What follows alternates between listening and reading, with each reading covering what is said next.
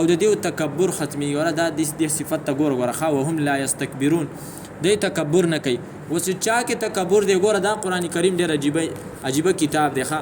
دته تاسو یو آیات راړو په دې خبره باندې چې چا کې تکبوري نو هغه حالت ته بیا ګور چې هغه قران کریم ته ټینګې دی شي او کنه الله تعالی فرمای چې په چا کې تکبر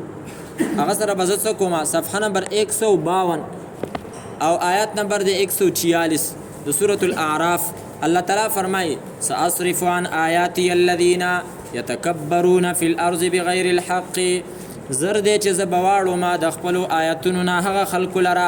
یتکبرون فی الارض چاغي پزمکه کې تکبر کوي بغیر الحق ناجایز تکبر کوي منګه په دې حالت په دې آیت باندې ځان پوهه کو ور سوچ او فکر به وکړو دا الله آیتونو ته چې څوک نټینګيږي هغه دې په دې پوهه شي چې په ما کې تکبر راغلی الله ته په زور دې نه اړي الله تعالی فرمایي زرد جذب د خپل آیتونو خلق اړو ما دې ته بنشي ټینګېدل منډه به وي چې څوک څه کوي تکبر او التا الله تعالی د نیکانو بندګانو حالت سو کو چې هغه تکبر نه کوي وهم لا یستكبرون او هغه چې دینو تکبر نه کوي